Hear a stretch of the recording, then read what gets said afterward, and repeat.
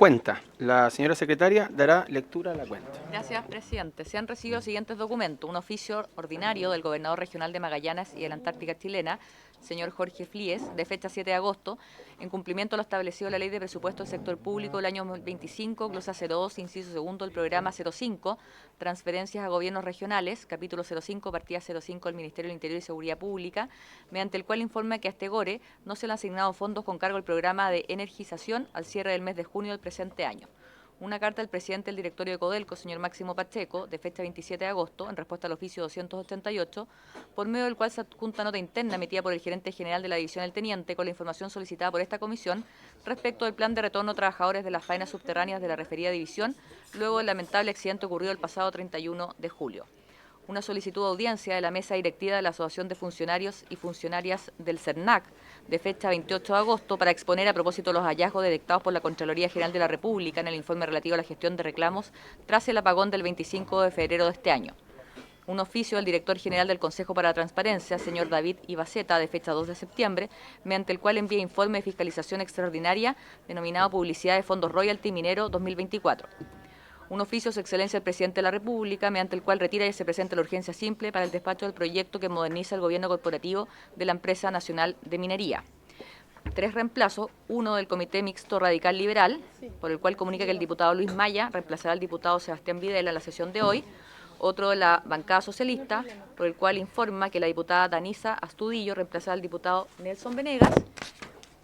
Y el tercer reemplazo de la bancada Renovación Nacional, por el cual comunica que el diputado Bernardo Berger reemplazará al diputado Diego Chalper en la sesión de hoy. Y finalmente un correo del abogado Jorge Insunza, de fecha 3 de septiembre, mediante el cual remite denuncia ingresada por él ante la Superintendencia de Electricidad y Combustibles contra los miembros del Consejo Directivo del Coordinador Eléctrico Nacional. Toda la cuenta. Muchas gracias, secretaria. ¿Se ofrece la palabra sobre la cuenta? ¿Sobre la cuenta? Sí. Porque después tenemos puntos varios. Sí, no, diputado. es que sobre la cuenta. Lo que pasa es que la sesión anterior yo había pedido un oficio a Codelco, no sé si habrán llegado, respecto a la negociación colectiva en Salvador, de la empresa Salfa. No ha llegado respuesta. No ha llegado respuesta aún. De ahí entonces voy. Gracias. Muchas gracias, diputado. El acta de la sesión 137 se da por aprobada por no haber sido objeto de observaciones. No. El acta de la sesión 139 queda a disposición de las señoras diputadas y los señores diputados. Vamos a puntos varios. Diputado Tapia, luego diputada Riquelme. Después, ¿quién habla? Porque también tengo 2 puntos varios. Gracias, presidente. Presidente, en la última sesión de esta comisión, antes que nos fuéramos a la semana distrital, yo manifesté, bueno, primero dar la bienvenida a quienes nos visitan el día de hoy. Yo manifesté la situación que se estaba viviendo en la División Salvador, una huelga que llevaba hasta ese día 12 días, de la empresa Salfa, contratista de Codelco Chile División Salvador. Ellos tienen 4 contratos en diferentes áreas. Hay un total de 254 trabajadores en huelga. Yo fui a Salvador y me encontré con situaciones bien desagradables. Primero, que estos 254 trabajadores están reconocidos por la Inspección del Trabajo y la Dirección Regional del Trabajo, que son socios de este sindicato. Sin embargo, la empresa a diestra y siniestra solamente reconoce a 10 trabajadores sindicalizados. Algo que me parece bastante absurdo, porque la empresa no tiene que elegir quiénes son sindicalizados o quiénes no son sindicalizados. La sindicalización es voluntaria en nuestro país. Y la mesa no funcionaba, no avanzaba.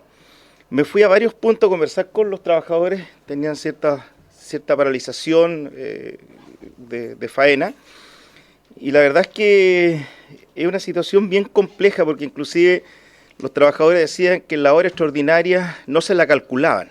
La empresa le pone un valor de la hora. Todos sabemos que existen fórmulas para el cálculo de la hora extraordinaria. Cuando ellos están descansando, después de trabajar 12 horas, si hay una emergencia, igual ellos tienen que ir a cumplir con una labor. Entonces, estos trabajadores, hasta esa fecha el sindicato, la empresa, no se había sentado oficialmente en una mesa a negociar. Ese mismo día estaban invitados por la Dirección del Trabajo y no acudieron. Yo fui el martes de la semana pasada. 2 días después, nos comunican que Codelco le termina contrato a esta empresa. 2 contratos que son bien significativos. Y dentro de los 254 trabajadores, son 200 trabajadores que prácticamente le terminan el contrato. Claro, no le pueden terminar su contratación porque ellos están con fuero, debido porque esta es una negociación legal. Pero también le dicen que al día siguiente, a las 11 de la mañana, tienen que abandonar el campamento. O sea, prácticamente trabajadores tratados como delincuentes. Hoy se sentaban nuevamente a la mesa, estaban intentando poder llegar a una negociación, pero yo creo, presidente, yo me traté de comunicar con la gente de Codelco, ninguna persona de Codelco dio respuesta. En Salvador hay una persona encargada de terceros, no dio respuesta. Llamé y me contacté con otros ejecutivos, tampoco dan respuesta. Entonces, esta negociación, presidente, no es, los trabajadores no buscan hacerse millonarios. O sea, un término de negociación de 2 millones de pesos, cuando la gran minería, hoy en día se están tratando bonos de término de negociación de 25, 30 millones de pesos.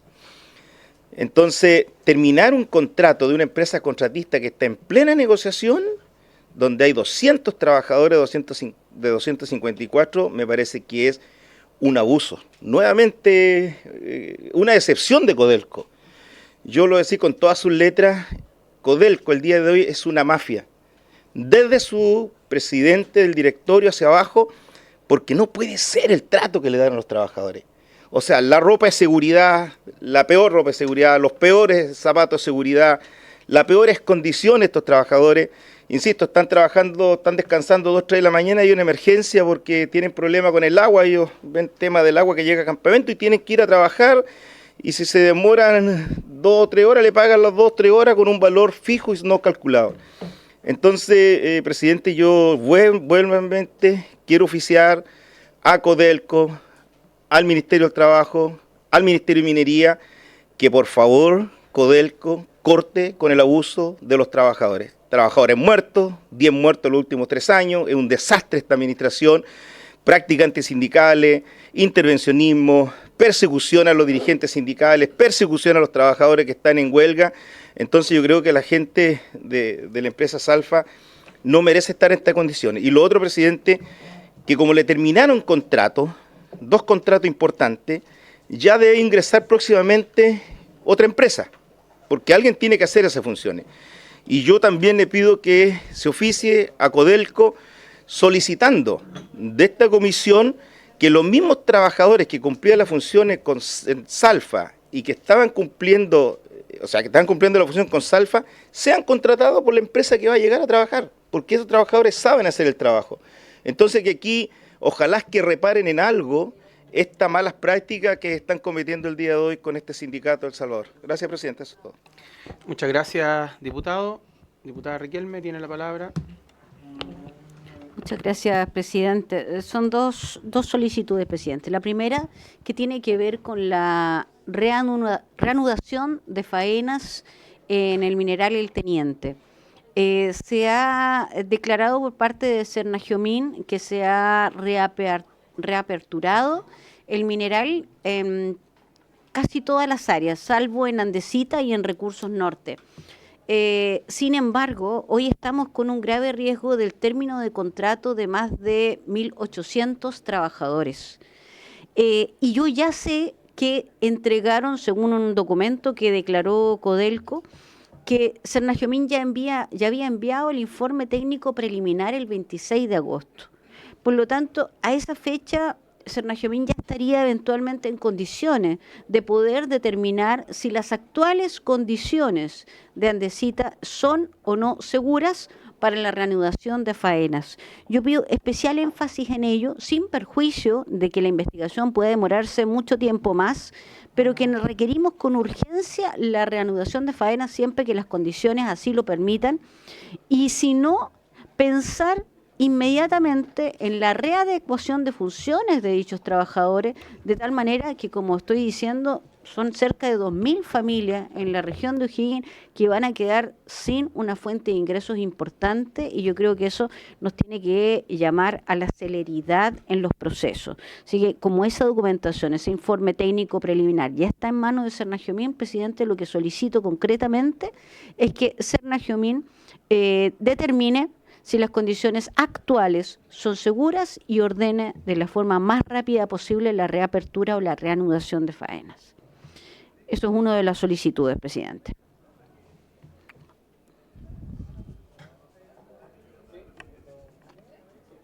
No. Perfecto. Muchas gracias, presidente. Lo segundo es un...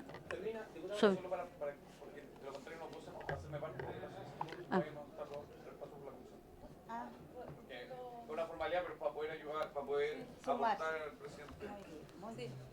Minutos antes de iniciar la sesión, llegó el reemplazo del diputado Araya por el diputado Carter, para agregarlo a la cuenta.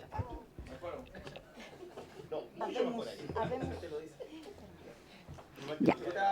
Lo segundo, presidente, es un oficio ordinario, el 333, que llegó o está fechado en Santiago el 28 de mayo del 2025, dirigido a usted en calidad de presidente de la Comisión de Minería y Energía, que fue leído efectivamente en la cuenta por parte de la Secretaría de esta comisión hace un par de meses atrás, en el mes de junio. Y este documento era enviado por la subsecretaria de Patrimonio Cultural del Ministerio de las Culturas, Artes y Patrimonio, doña Carolina Pérez Datari. Este documento lo que refiere es la opinión de esta comisión sobre la declaratoria de Monumento Nacional en categoría de Monumento Histórico del Patio, que incluye las tumbas y el memorial del homenaje a los mineros fallecidos en la catástrofe del Humo. Como usted sabe, son más de 300 mineros que fallecieron en la peor catástrofe minera que ha tenido nuestro país en su historia y la peor catástrofe mundial en materia de cobre, y que ellos, sus tumbas yacen hoy día en el cementerio número 2 de la comuna de Rancagua. Queremos, y hay una organización a quien hemos respaldado, a quien conocemos desde hace mucho tiempo, que ha trabajado en esta materia, presidente, y ellos solicitaron al Ministerio la declaración de monumento histórico. Y lo que hizo el Ministerio fue consultar a la Comisión esta materia. Y en el acta de la sesión 128, el acta 373 de la legislatura, aparece que efectivamente se leyó en la cuenta este documento, pero que solamente es en el punto 4, página 3, dice se tomó conocimiento. Entonces a mí me gustaría pedir, a través suyo, presidente, que la comisión manifieste su conformidad, su anuencia con esta solicitud que está haciendo, en este caso, el Ministerio de las Culturas, las Artes y el Patrimonio, siendo que es algo muy importante, no solo para la minería nacional, sino que para la región de O'Higgins y la ciudad de Rancagua. No tenemos...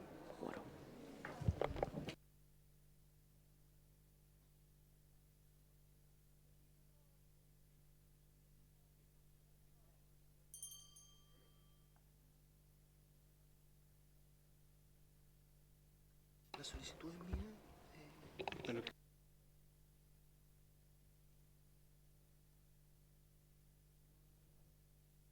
Lo delimite bien.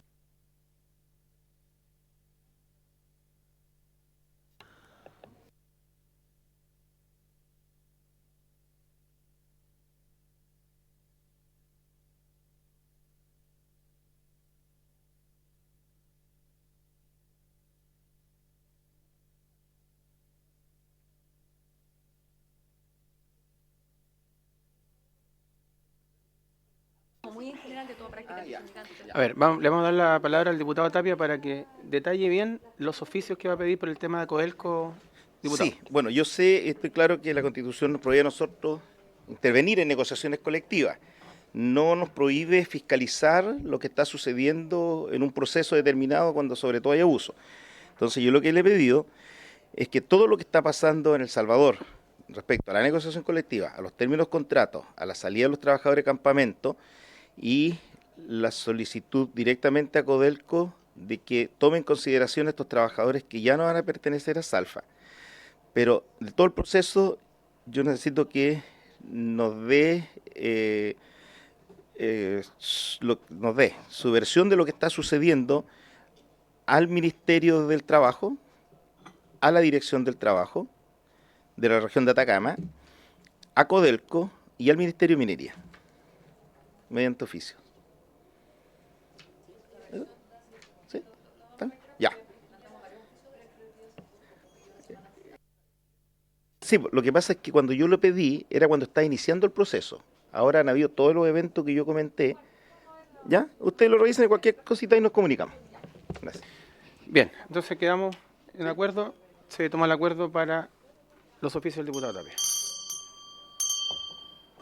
Bien, yo también voy a desarrollar 2 puntos varios. El primero, oficiar a la SEC respecto a la denuncia ingresada por correo electrónico por parte del abogado Jorge Insunza con fecha 3 de septiembre, mediante el cual remite denuncia ingresada por él ante la Superintendencia de Electricidad y Combustible, la SEC, contra los miembros del Consejo Directivo del Coordinador Eléctrico Nacional. Saber los detalles de la denuncia que recibió la SEC en este caso y también saber eventualmente las facultades que tiene la SEC para resolver lo denunciado. También al coordinador eléctrico que también respecto al mismo caso, a la misma denuncia. ¿La acompañamos al coordinador la denuncia? Porque También, eso sí tendrán- sí, se acompaña al coordinador la denuncia también, Perfecto. para que pudieran responder también. ¿Cuál es?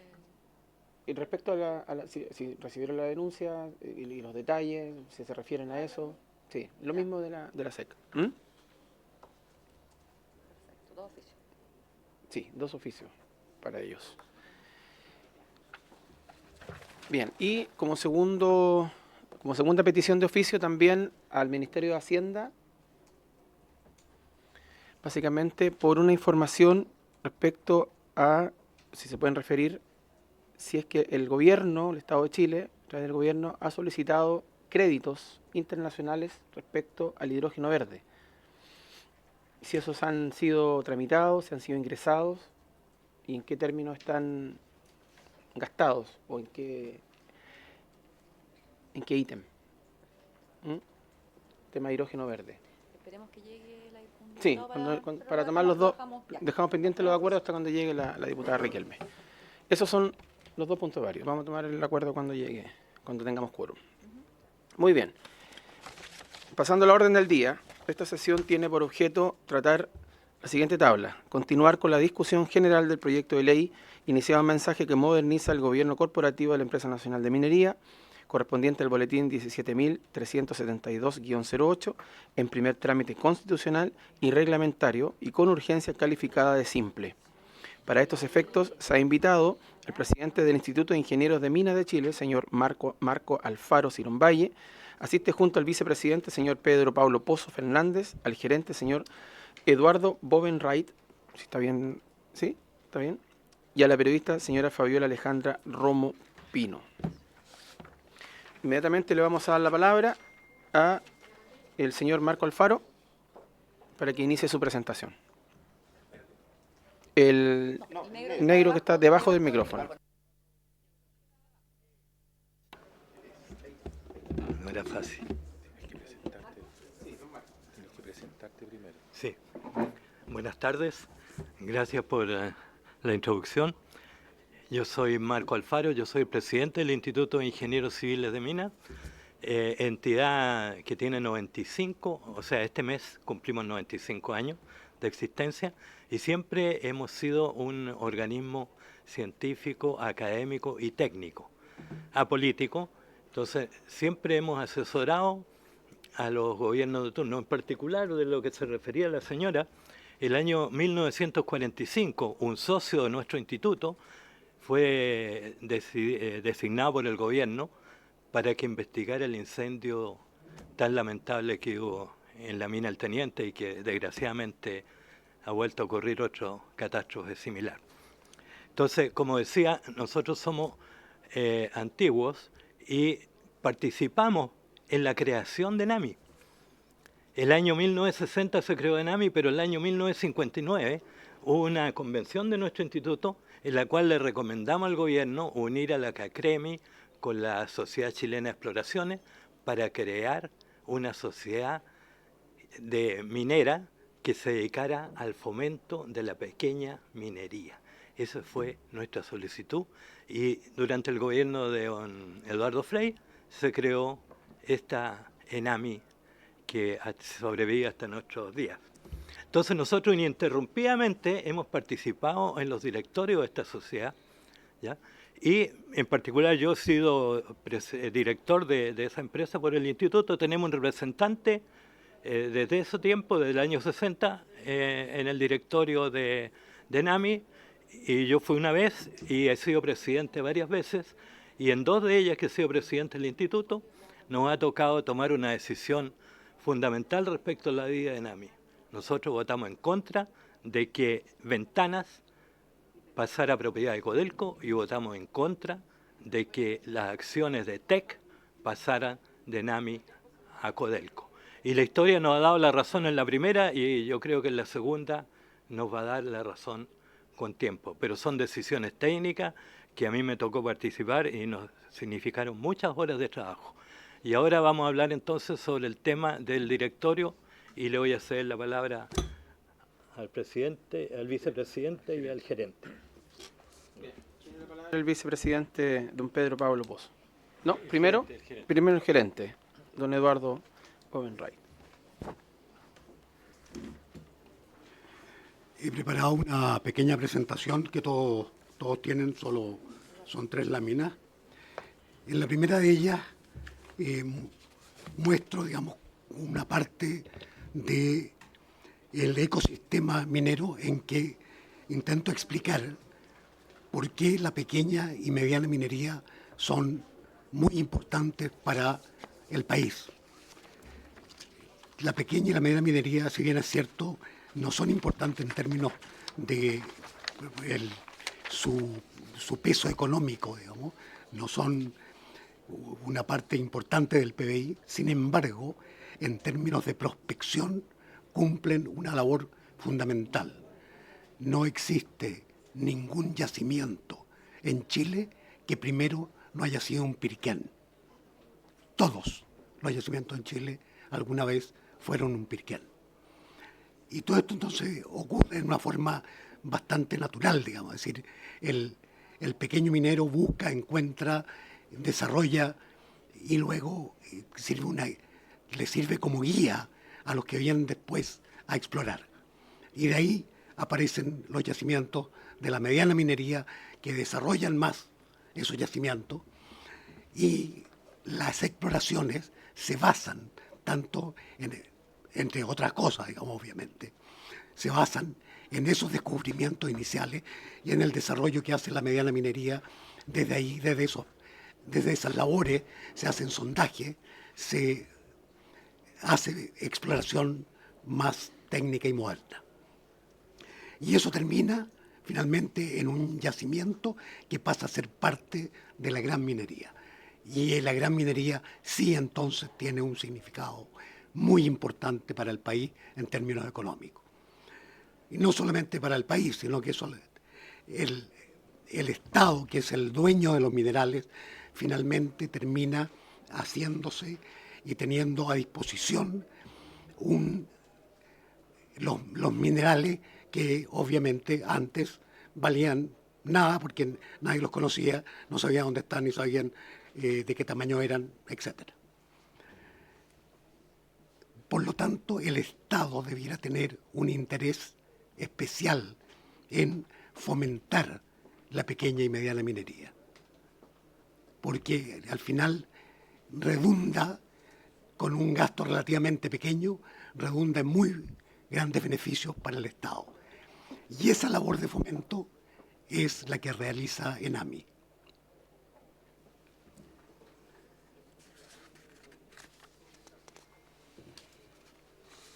Para reafirmar un poco lo que hemos dicho, la mina Centinela, el pirquenero que partió explotándola fue Claudio Segura. La mina Lomas Valla, Patricio Céspedes. Spence, Luis Cáceres. Escondida, Carlos Espinosa. Dato duro.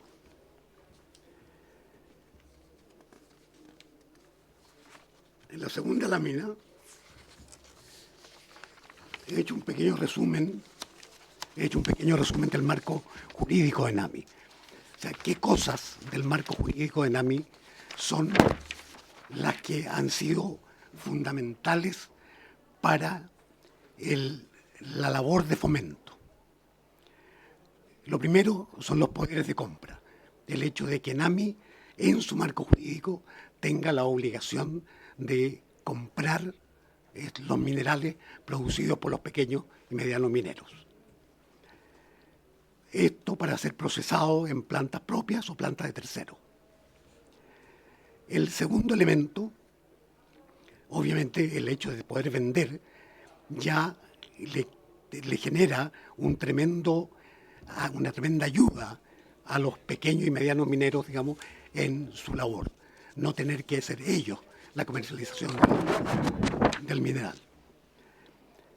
El segundo elemento es la planta estándar.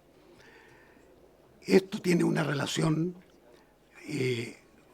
biunívoca, digamos, con lo que en monopolios se conoce como la empresa eficiente. Es decir, dado que ENAMI se transforma automáticamente en un monopsonio, o sea, el único comprador de minerales para este espectro, lo que hace el marco legal de ENAMI es darle la forma en que calcula su tarifa, y lo hace en base a una planta estándar, es decir, una planta que tiene ciertos parámetros técnicos y que por lo tanto su precio se fija en base a esos parámetros. Igual como ocurre con las compañías eléctricas, digamos que se les fija la tarifa, los cargos de interconexión de las empresas telefónicas se fija también en base a una empresa eficiente. Y esto, por supuesto, le garantiza al pequeño minero que la tarifa que le está calculando ENAMI es una tarifa calculada técnicamente, simulando competencia. El tercer elemento, que también está en la ley de ENAMI, es el mecanismo de estabilización de precios. Es decir, ENAMI le paga a los mineros en base a un precio de estos minerales que cuando es muy alto se lo bajan y cuando es muy bajo se lo suben. Por lo tanto, lo que hace son dos cosas. Una, generarle estabilidad al pequeño minero, y por otro lado, generarle estabilidad a las plantas de ENAMI. Porque si en los momentos de precio alto se mantiene ese precio alto, tendrían una enorme cantidad de mineral que procesar en las plantas, y al revés, cuando los precios son bajos, no tendrían nada que procesar en las plantas. Por lo tanto, lo que hace este mecanismo es darle estabilidad al minero y a la planta de ENAMI. En definitiva, este ordenamiento jurídico que demoró años en producirse es una operación que está moldeada, que está fabricada para el fomento. Por lo tanto, no entiendo, digamos, por qué se quiere cambiar un sistema que ha funcionado, que ha sido eficiente, que es bueno para el fomento. El Estado, digamos, querría cambiarlo en que todos estos elementos no están presentes. El Poder Ejecutivo le mandó a esta Cámara un documento en el cual hace una descripción de la operación de ENAMI diciendo que es una maravilla. Entonces uno se pregunta cómo, si el Poder Ejecutivo considera que eso funciona muy bien, lo quiere cambiar. no se entiende. La tercera lámina es básicamente la conformación actual del directorio de ENAMI, que tiene 2 directores de SONAMI, uno del Instituto Ingeniero, y el resto son designados por el dueño de ENAMI y de los yacimientos, además, o sea, de los minerales, no de los yacimientos. Los yacimientos no existen antes de que alguien los encuentre. La parte SONAMI,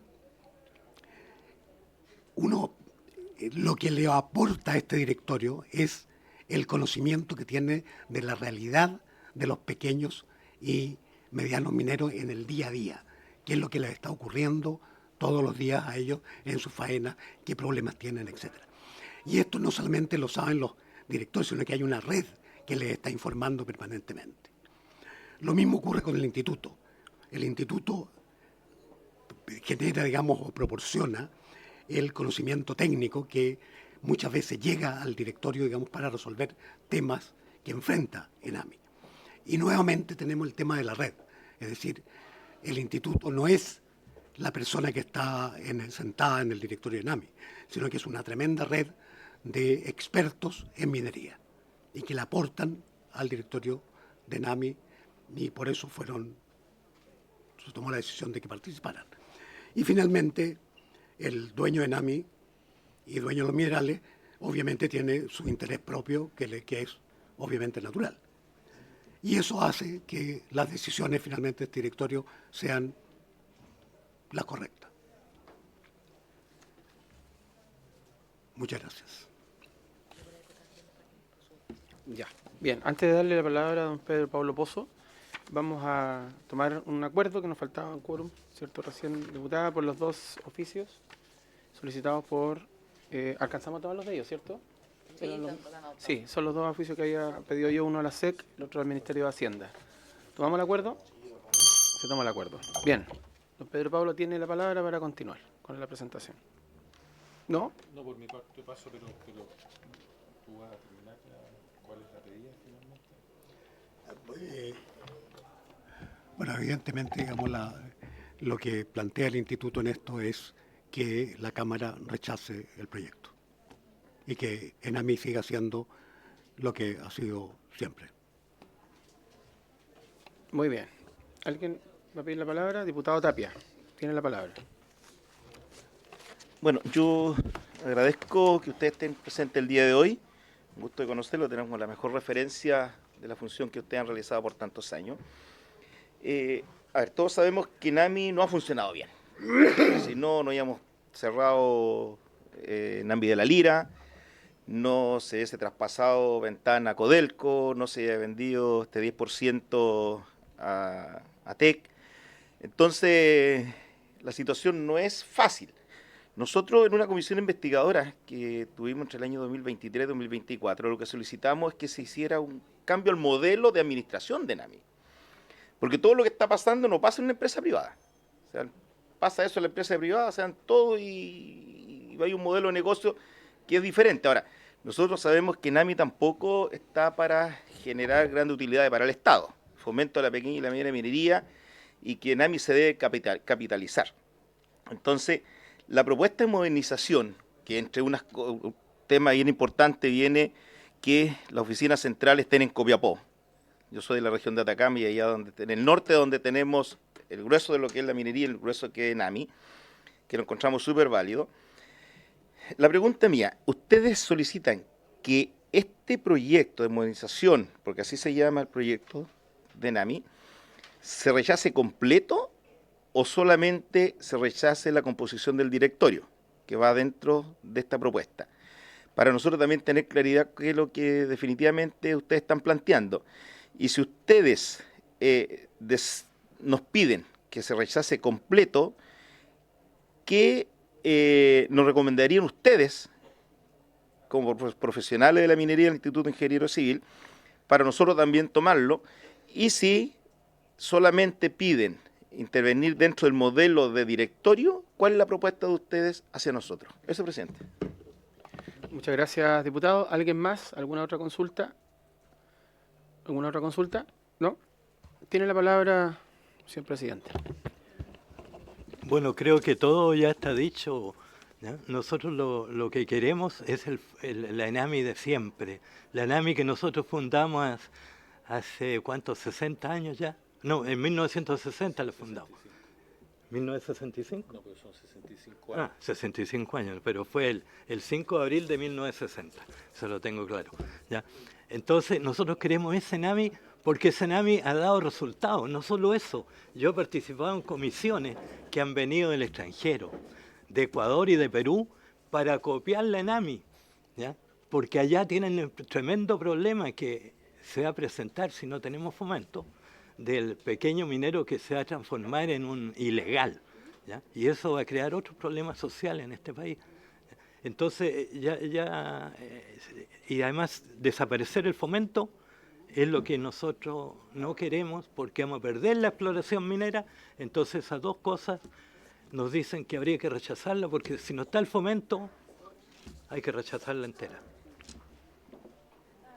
Muchas gracias, presidente. ¿Puedo complementar? Sí, tiene la palabra, señor Pozo.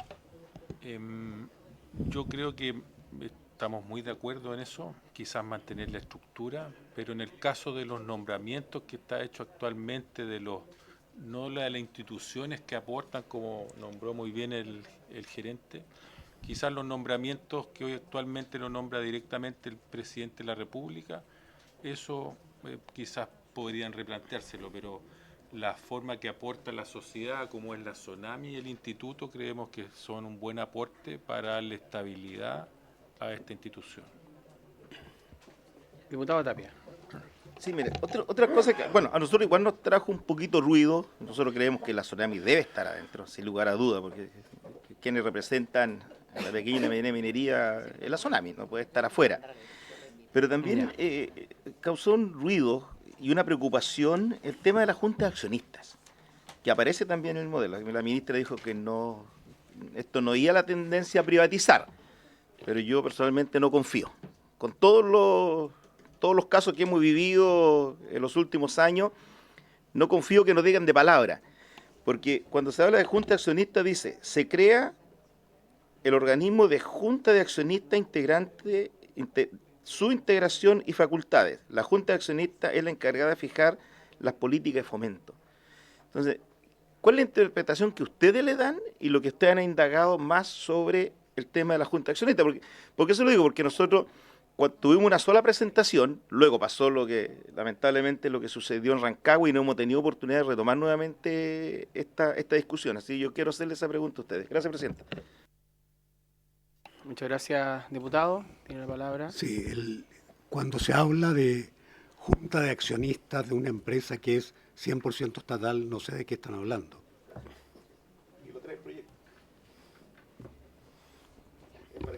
Bien. Yo también quiero hacer una consulta a cualquiera de los tres que quiera responder. Yo quiero saber dos cosas. Primero, ¿cuál creen ustedes que ha sido el principal aporte del instituto en todo este tiempo hacia ENAMI, de usted, de la institución que usted representa? El principal aporte. Y segundo, ¿qué evaluación tiene usted hoy día de la ENAMI y en qué podría mejorar fuera de este proyecto? Esas son las dos preguntas. Uno de los aportes importantes de ENAMI, dado que estuve en el directorio, yo soy especialista en valorizar yacimientos, ¿ya? Los recursos y las reservas de los yacimientos mineros. Y resulta que en ese directorio no había ningún minero, ¿ya? Eran todos enviados por el presidente de la República, amigos del presidente Piñera, etcétera, ¿ya? Entonces me tocó vivir ese directorio y llego a la Comisión de Recursos Mineros y empiezo a ver de que todos los depósitos que Codelco encuentra y los deja, no por ser malos, sino que porque son pequeños y ellos quieren explotar a gran escala, se los entrega a ENAMI quien los vende. Y yo siempre reclamé porque la gente que fijaba los precios era muy bajo, pero muy bajo, y todo esto los compraban las grandes empresas, los cuales no les costaba nada pagar un poco más. Entonces, el gran aporte del instituto en esa comisión fue que se le puso un énfasis minero, geológico minero, que no existía antes. No sé si tú puedes decir algo más.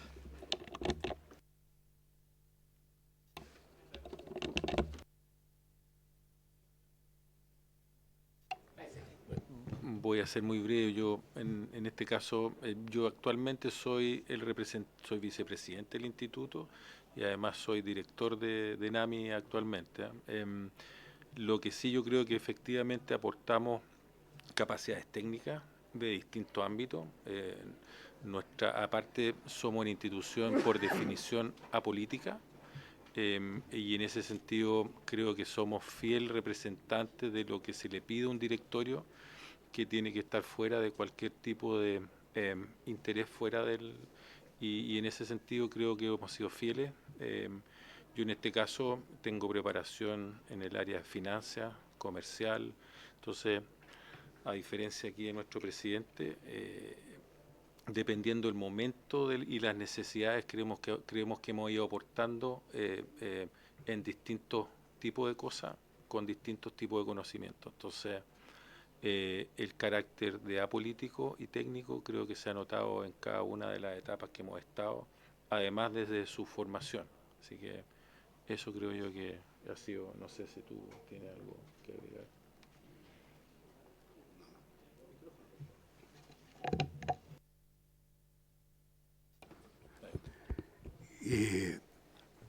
El instituto, digamos, cuando uno podría nombrar, digamos, hechos puntuales, digamos, pero en realidad lo que pasa es que cuando se presenta en el directorio una discusión técnica, son pocos los que están capacitados, digamos, para resolver esa inquietud técnica. Y el instituto lo que hace es llevar esa inquietud al interior del instituto, resolverla y devolverla al directorio.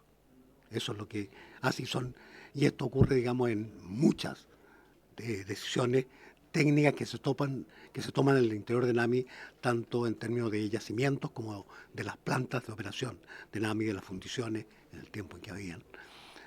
Y eso es un aporte, digamos, muy importante. Otro de los grandes aportes que hemos hecho nosotros es, una vez a solicitud del gobierno, porque siempre nos piden la ayuda en aspectos técnicos, que hiciéramos un documento acerca de NAMI. Y llegamos a la conclusión de que había que hacerlo y designamos a uno de nuestros grandes ingenieros, que era don Jorge von Lohenstein, y don Jorge formó una comisión. Y esa comisión hizo un documento, pero excelente, sobre lo que había que hacer en NAMI. Se le entregó al gobierno, pero nunca tuvo, digamos, aplicación. Así que sería bueno que le hiciéramos llegar, por ejemplo, el documento, para que ustedes lo revisen y vean que las cosas siguen siendo las mismas. Bien, sí, el diputado Tapia. Pero antes de eso, quería justamente lo que usted señalaba. No sé si estamos de acuerdo que hagan llegar el documento a la comisión. Sería muy importante. ¿De qué año es ese documento? Aproximadamente. 89, 90. Ya, vamos a tomar en cuenta un poquito los contextos que han cambiado. Sí, diputado. Usted era director del INED en esa fecha, ¿o no? No, usted estaba saliendo a cuarto medio. No, ya había salido. No, mira, a ver, dos cositas. El funcionamiento de NAMI no solamente depende del directorio, también depende de los equipos funcionarios que están en cada uno de los planteles. Y a mí siempre me ha causado preocupación, y esto lo he dicho no solamente ahora, que entra un gobierno de derecha, llegan todos los de la UDI y RN a tal, no sé, pues yo digo derechamente NAMI, Copiapó y Paipote. Termina ese gobierno de derecha, llega un grupo de socialistas y se queda ahí sin ideologizar el tema de ellos, sin ser contrario a uno ni al otro. Pero así es, esa es la realidad. O sea, no es que aquí estemos diciendo cosas que no corresponden. Ustedes han visualizado de que ese modelo de administración, ustedes como directores de NAMI, se debe cambiar definitivamente y debe haber gente técnica en cada uno de los planteles, fundición en este caso, que yo creo que ya no tenemos, pero cuando tengamos nuevamente la fundición, y que esto se deje de politizar, se deje de tener a los amigos de los partidos políticos, porque para mí es el declive que ha tenido NAMI en los últimos años. Y la otra pregunta que yo le quiero hacer porque acá en la nueva composición del directorio, la propuesta, establece 2 directores designados por el presidente de la República. Vuelvo a insistir, independientemente del color político de los presidentes de la República, siempre elige su gente cercana más allá de lo técnico. Yo en lo personal creo que el director también tiene que ser técnico, porque ¿quién va a hablar, no sé, de un chancado? Un ingeniero agrónomo no puede hablar de un chancador. Y existió en el directorio ingeniero agrónomo. Entonces, luego tenemos 4 directores a través de una terna propuesta por el Consejo de Alta Dirección Pública. ¿Quién va a ser las bases para que esos directores vayan a concursar en estos cargos? Y un representante de los trabajadores. Es decir, en la composición de estos directores salen ustedes y sale Sonami, que son los que más saben de minería, son los que más saben de los procesos. Entonces, ¿usted creen que nos vamos al revés con esta nueva propuesta que ha ingresado a la comisión? Esas 2 preguntas y las 2 preguntas que son. Tiene la palabra y con el micrófono. Perdón. Lo voy a decir con un ejemplo nomás de que cuando fui director de NAMI, me tocó, por ejemplo, las reuniones eran los días lunes. Entonces había una mesa como esta, ¿ya? Y todos, unánimemente, salvo yo, hablando de la Católica, que había perdido. Ese es el directorio que me tocó estar. Eso lo hice todo, no quiero agregar más cosas, ¿ya? Bien, muchas gracias. ¿Alguien más va a complementar la respuesta? ¿No? Sí, señor Pozo. Yo quiero agregar que yo creo que sería una gran pérdida que salgan, como usted dice, los 2 representantes más claros y técnicos dentro del directorio. La otra forma quizás de selección que ellos proponen, el tema de la alta dirección pública, no sé si eso para las actuales empresas que lo manejan de esa manera mejora la gestión de la empresa, como mencionaba anteriormente. Eso es lo único que me gustaría agregar. Bien, yo quiero reiterar mi segunda pregunta. Respecto, ¿qué opina usted como instituto respecto a las mejoras que debe tener ENAMI que no sea en este proyecto? Porque ustedes no están de acuerdo, evidentemente, con este proyecto, pero ¿cómo lo ven ustedes fuera de este proyecto? ¿Cómo puede mejorar la gestión de ENAMI? ¿Alguien quiere responder?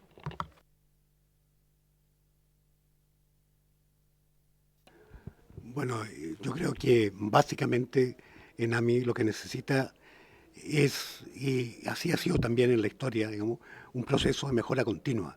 Es decir, permanentemente la realidad, digamos, le va presentando a todas las empresas nuevos desafíos, porque las cosas de alguna manera van cambiando con el tiempo.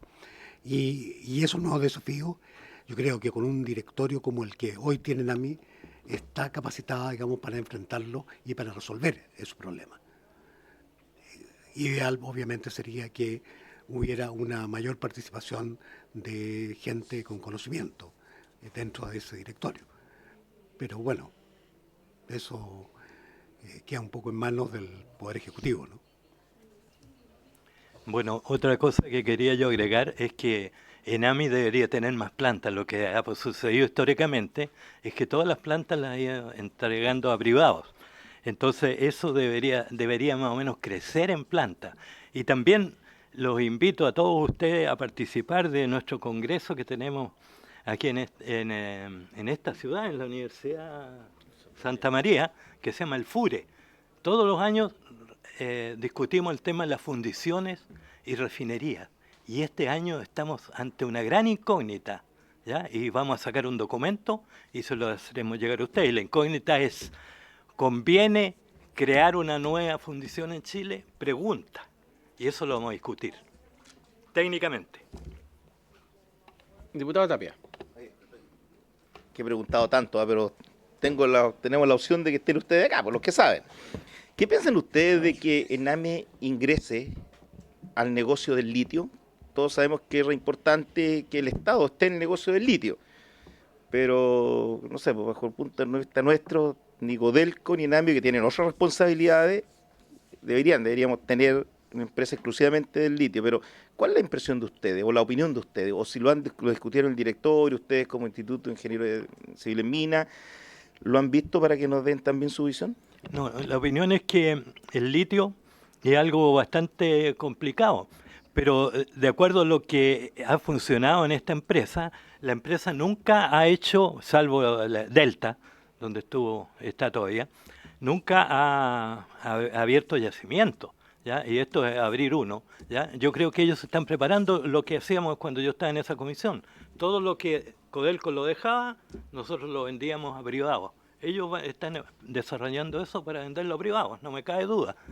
Entonces, no sé si será la función de ellos, ¿ya?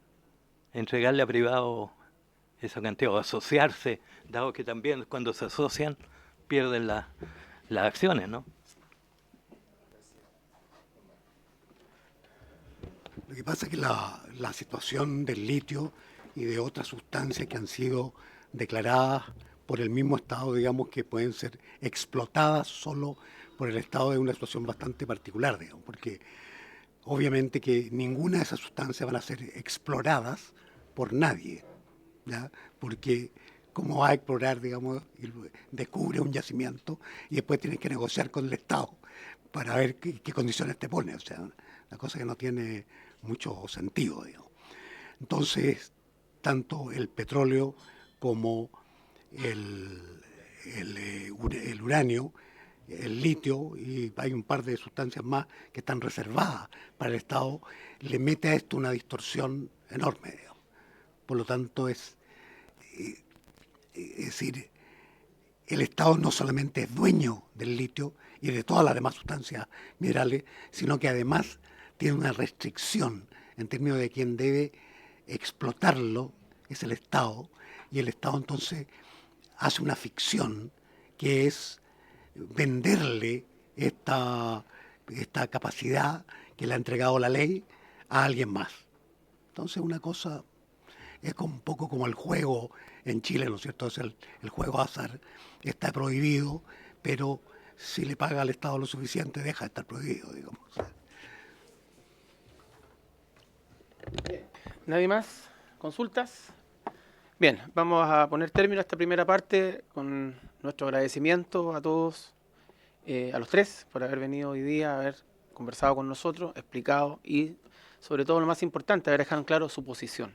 Nosotros vamos a discutir este proyecto de ley lo más amplio y profundamente posible. Sabemos que es muy importante, NAMI, nos vamos a dar el tiempo necesario para eso y escuchar a todos los pros y los contras, quienes están a favor y en contra de este proyecto de ley, y poder después trabajarlo con indicaciones, trabajarlo con las votaciones, tanto en esta comisión como en sala, y así hasta que pueda ser finalmente ley de la República. Esperamos con el máximo consenso posible. Es difícil, usted sabe, llegar a todos los consensos, pero acercarnos lo mejor posible en forma transversal yo creo que es importante para todos. Así que muchas gracias. Y en cualquier momento los vamos a volver a llamar, si esto tiene una discusión larga. Así que, si quieres seguir en el directorio. Sí, muchas gracias. Vamos a hacer un pequeño receso para poder esperar al ministro de Energía para la discusión de la segunda parte de la comisión.